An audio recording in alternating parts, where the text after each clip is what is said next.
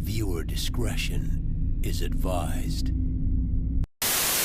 The snake in the desert, three-time Super Bowl host State Farm Stadium bore witness to the most phantom defensive holding penalty the world has ever seen. Pepperidge Farm remembers. Still a clean and aesthetically pleasing retractable roof dome that, just like your uncle, grows its grass outside, State Farm Stadium is solid all around. The Arizona Cardinals. We know that former Arizona GM Steve Keim was involved in a DUI when in 2018 he was arrested after failing a field sobriety test, something they should have administered to him before he drafted Josh Rosen number 10 overall in 2016. But Keim ended up registering a .19 BAL, which is 2 times the legal limit. Now look, people get DUIs, but the team itself circumvented the NFL's discipline. Keim pled guilty and was fined $200K and suspended 5 weeks to start the season by the Cardinals, not the NFL, which could have issued a much harsher punishment. What's an even crazier development is that during his suspension, Bill Bidwell had his coaches and other staff use burner phones to communicate with Keim. So yes, the Cardinals implemented their own suspension, and they didn't even honor it.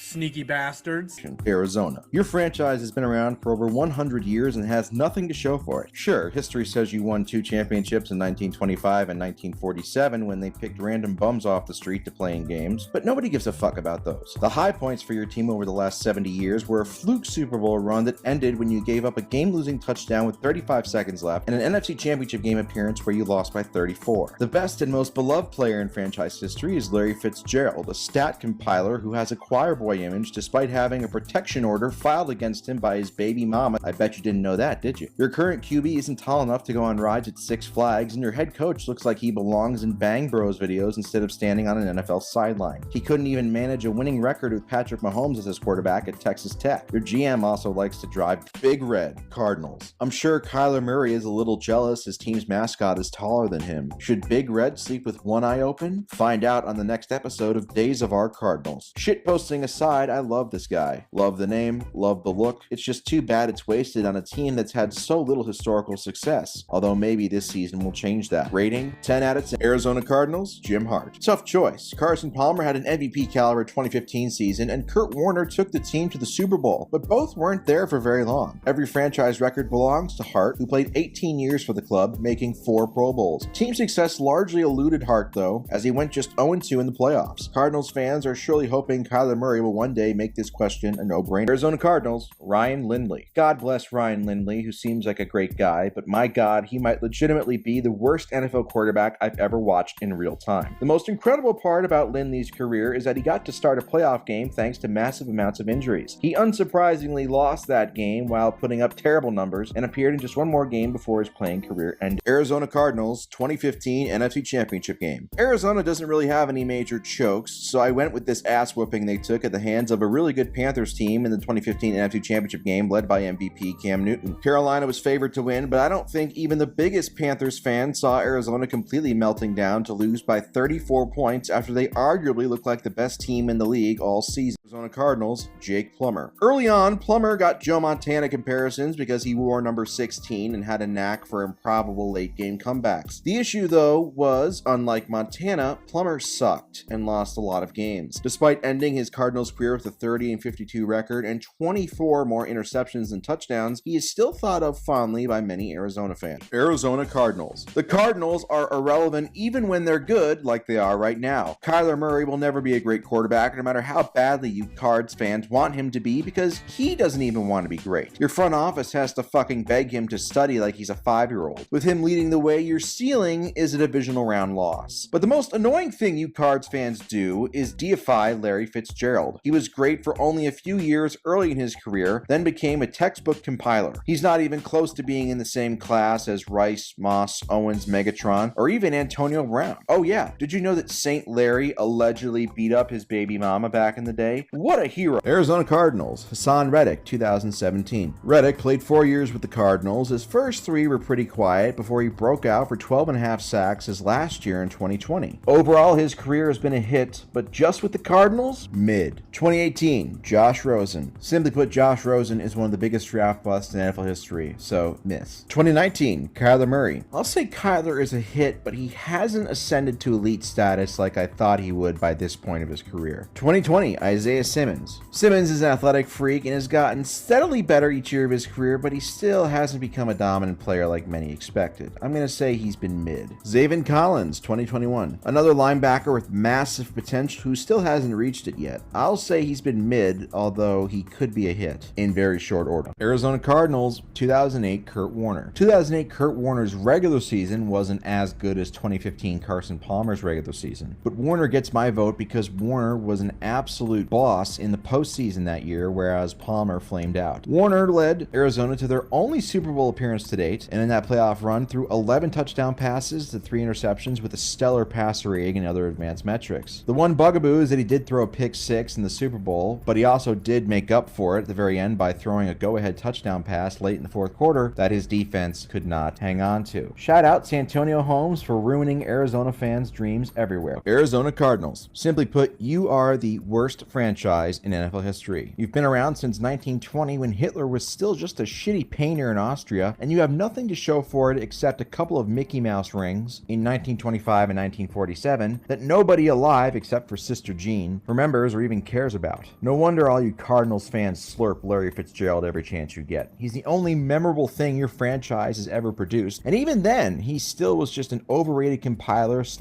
accused woman beater. He only had like 3 great seasons in 17 years. I would put Devontae Adams over him all time right now. If you root for the Cardinals, it's because you have no ambition in life and will die alone and sad. Arizona Cardinals. Cardinals, huh? You know that the cardinal is a bird, and you know what birds do? Birds eat worms, and those worms have families. Did you even think about that? Every single day while you're enjoying your life and you're messing around and you have no responsibilities, birds like cardinals are committing mass genocide against worms, and you have nothing to say about it. Well, I do. The name cardinal is offensive to worms and their families and worm supporters. Josh Rosen. Josh Rosen was picked 10th overall in the 2018 NFL draft to be the future franchise quarterback of the Cardinals. Problem is that if you're a franchise quarterback, it means that you're good at football, and Rosen, well, he sucked really, really bad. Rosen had 1 year basically to prove that he was the best man for the job, and he put up one of the worst rookie seasons ever on the worst team in the league. Arizona quickly realized that he was not the guy, and they drafted Kyler Murray first overall the next year, and while Murray might not be the best quarterback in the league, he looks like a fucking Hall of Famer compared to Rosen. Arizona Cardinals, Jonathan Gannon. Gannon's first year with the team went about as you would expect. They were terrible when he was hired, and they were terrible when he was in control his first year, finishing 4-13. But now they have Kyler Murray back for the full season and the addition of Marvin Harrison Jr., so there is something to watch them for this year, although I believe everybody knows that. And I also believe that the front office of the Cardinals understands that they are still in a rebuilding process. So I'm going to say that Gannon's hot seat ranking is a pretty solid 2 out of 5. Start off with the Arizona Cardinals and Kyler Murray. Now, Kyler Murray's 2023 season was a half season or so because he was coming off of his torn leg from the 2022 season, which doesn't have anything to do with his small stature for a quarterback, which is what people have been afraid for him for many years because of his injury concerns, because of his lack of size, and that still is a concern. A bigger concern, though, is that when he's been on the field, he has not lived up to the first overall pick status in terms of numbers or winning. Now, he's been decent. He hasn't been a flat-out bust, but he has been underwhelming in that sense, in my opinion. Unless he sees massive improvement or he has a massive jump, I have to wonder how much longer the Cardinals are going to ride with him as their starting quarterback. They certainly are paying him enough money to be the starting quarterback for many, many years. But as we all know in pro sports, especially high-level pro sports, very rarely do super high money contracts get fulfilled to the very end, especially in a violent sport like football. So my prove it rating for Kyler Murray is at a 9.5 out of 10. Arizona Cardinals, Kyler Murray. This shouldn't come as a surprise because I've been critical of Kyler Murray for a long time. A guy who's a first overall pick, supposed to be a game changer. When you're picked first overall, especially at the quarterback position, you're supposed to be a game changer for a franchise. Now, in Kyler's defense, it's not like the Cardinals have had a boatload of talent around him, but I would still say he hasn't lived up to the first overall pick hype, but that hasn't stopped Arizona from giving him a massive contract, and you got a guy who has a career losing record. He's not an elite quarterback the way he should be for somebody where he was drafted. And his name still carries a lot of weight, even though he still hasn't won a playoff game and he has a losing career record. So therefore, he gets my vote for the most overrated player on the Cardinals. Arizona Cardinals, Jake Plummer, 1999. The Cardinals were fresh off of a surprise 1998 playoff run where they actually beat the Dallas Cowboys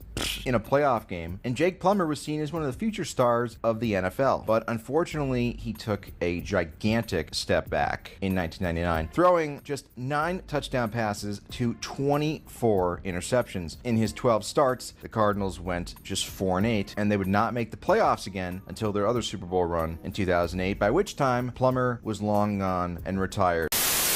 Sitting there going like this, okay, you worked with Manziel and you worked with Baker Mayfield and you worked with Patrick Mahomes, whatever, but when you were a head coach, what did you do? 5 years? For what?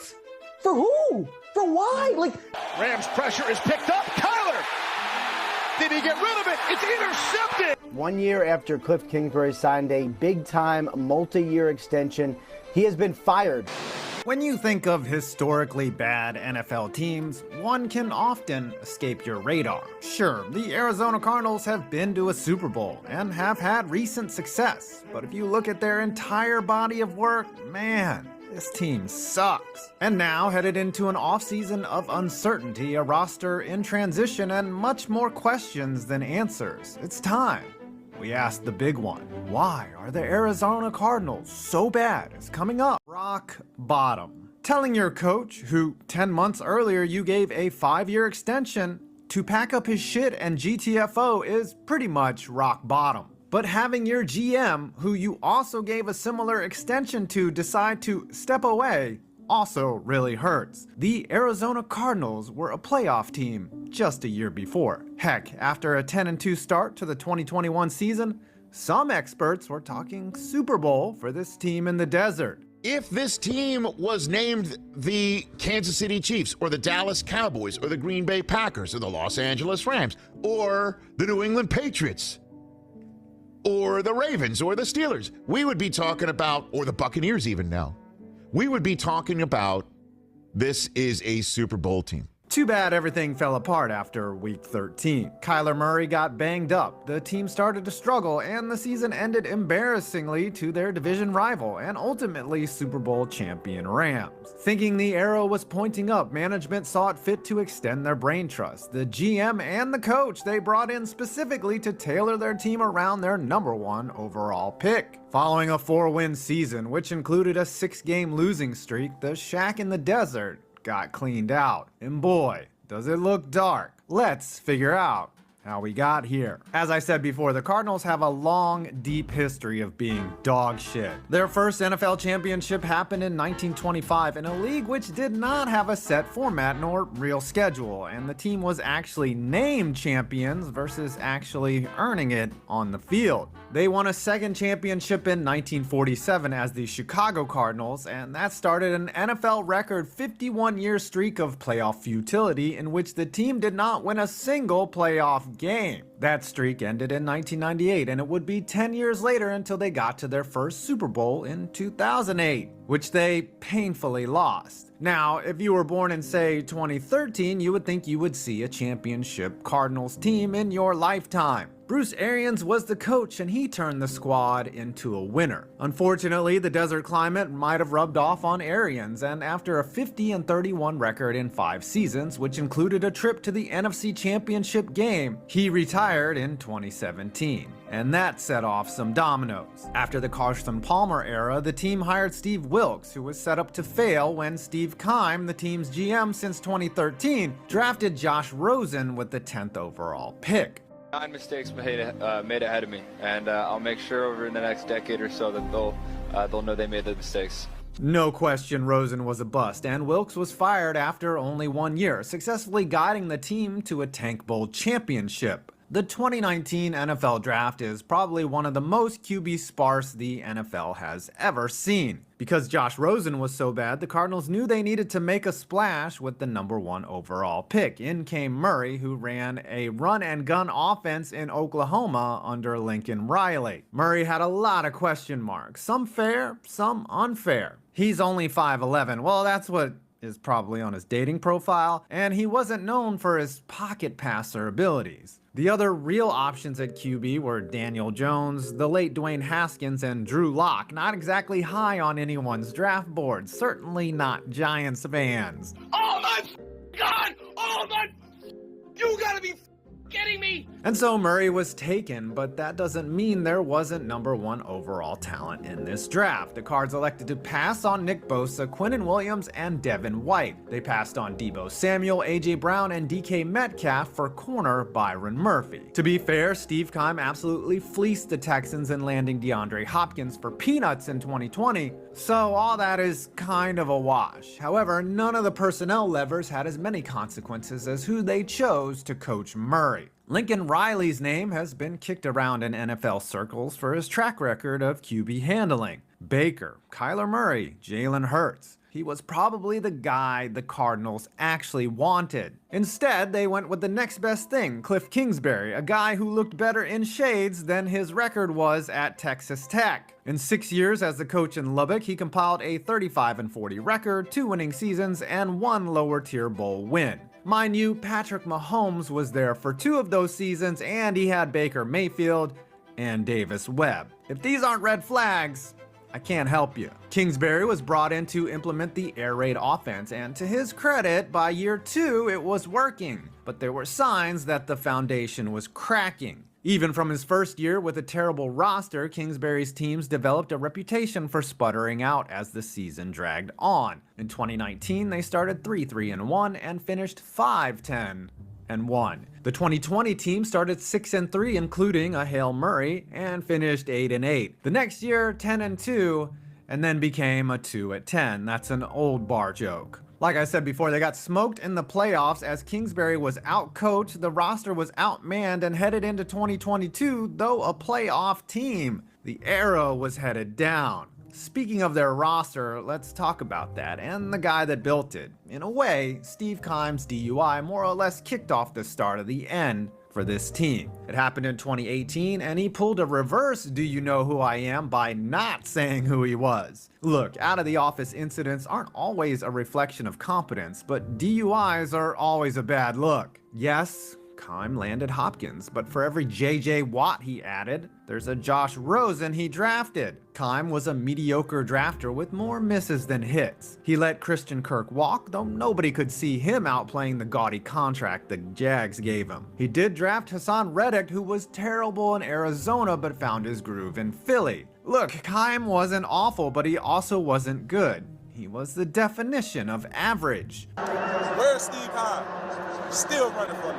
The major problem ultimately was neither him nor Kingsbury. The Bidwell family chose to extend both Keim and Kingsbury after a mediocre run. This after they extended Kyler Murray, who has also been mediocre. And when it came to an end, they realized it was too late and Keim stepped down and Kingsbury was fired, leaving this team in disarray, which is where we are today. Though if I was Cliff, no way I'd be upset about getting paid to spend more time with this. Damn. So, how do they fix this? The Cardinals were the last team to hire a head coach this season, poaching the defensive coordinator from a team that just gave up 38 points in the Super Bowl. While DeMeco Ryans, Frank Reich, and Sean Payton were snatched up by other teams, the Cards find themselves in a pretty tough position. Whoever they bring in is probably going to look bad. New GM Monty Ossenfort has some challenges to say the least, as Murray is signed until 2027, and his 2024 dead cap hit is a staggering $81 million. So they are stuck with him and his lack of playbook study for at least 2 to 3 years. The problem with Murray is he's too good to tank the team to a #1 pick, and he's not good enough to lead a mediocre roster and transition back to the playoffs or beyond. The team is stuck, and unfortunately for Cardinals fans, it's gonna be that way for a while. If I can offer any suggestion, a complete rebuild is in order. Tear it down and start over. Trade Hopkins for picks, turn Budda Baker into assets, stockpile draft picks, and create cap room. It's gonna be a long, dry period coming up. However, Cards fans should be used to it.